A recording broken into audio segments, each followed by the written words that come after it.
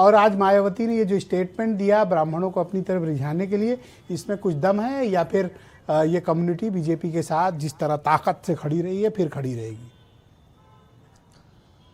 देखिए, मायावती अपने जन्मदिन पर हर बार इस तरह की बातें करती है कि हम अगली बार सत्ता में आएंगे, और आज उन्होंने सोशल इंजीनियरिंग का एक पुराना फार्मूला दिखाया और ब्राह्मणों को लेकर जो बीजेपी में उनके भोज पर ऐतराज हुआ था उसको उन्होंने कहा कि हमारे पास आ जाओ, हम सम्मान देंगे।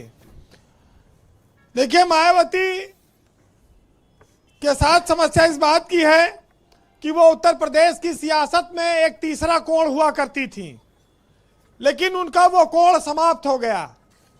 विधानसभा की स्थिति में सीधी लड़ाई में भाजपा और समाजवादी पार्टी का गठबंधन है, तो स्वाभाविक है कि मायावती अपनी पोजीशन बनाने के लिए कोशिश कर रही हैं।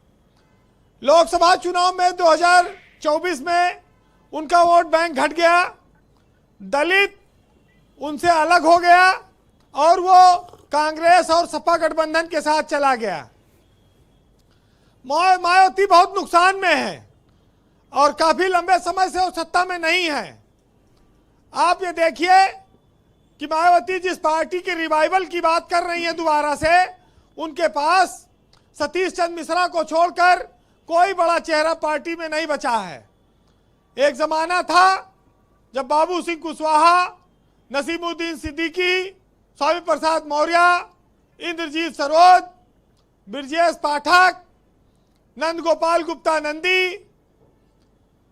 लालजी वर्मा, राम अचल राजभर, कितने सारे नाम थे, धर्म सिंह सैनी, पश्चिम से लेकर पूरब तक। आज मायावती के पास कोई ऐसा बड़ा चेहरा नहीं है जो उनके संगठन को आगे ले जाए और वोट खींच के लावे। ब्रजेश जी वो अकेले लड़ने का लगातार दम भरती हैं और अकेले 2024 का लड़ के उन्होंने हालत देखी।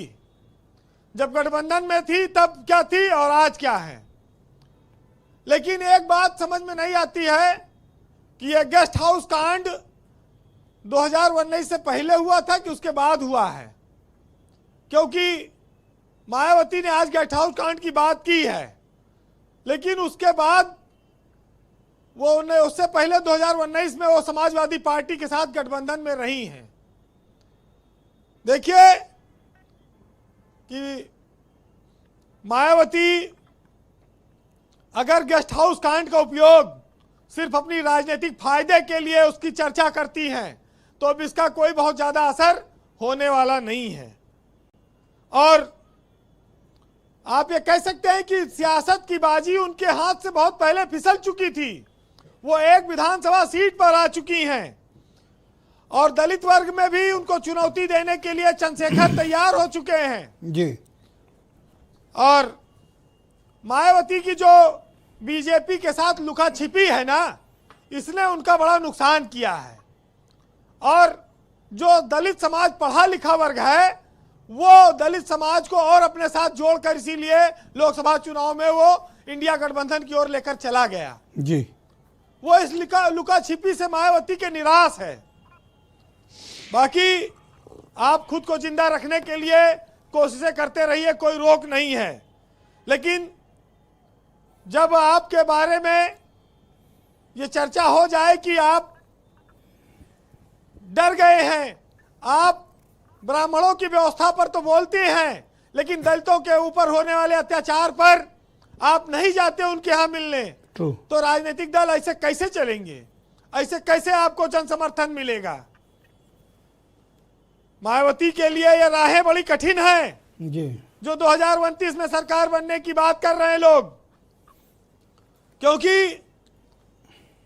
एक विधानसभा सीट से आप प्रदेश में 220 और 30 सीट कैसे जीतेंगे? कौन सा चमत्कार हो जाएगा जी।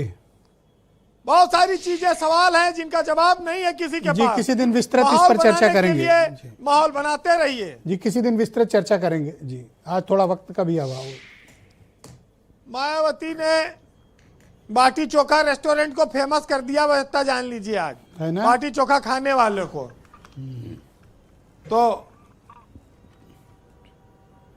वक्त के साथ चीजें जो बदलती हैं तो उस पर सुनिएगा कि वक्त की गर्दिशों का गम न करो, हौसले मुश्किलों में पलते हैं और न रुकी वक्त की गर्दिशें और न जमाना बदला, बस पेड़ जब सूखा तो परिंदों ने ठिकाना बदला। बहुत ठीक बात कही वीरेंद्र जी, बहुत बहुत सही उचित बात कही और इस मौके पर ये बात लागू भी है। बहुत शुक्रिया, धन्यवाद।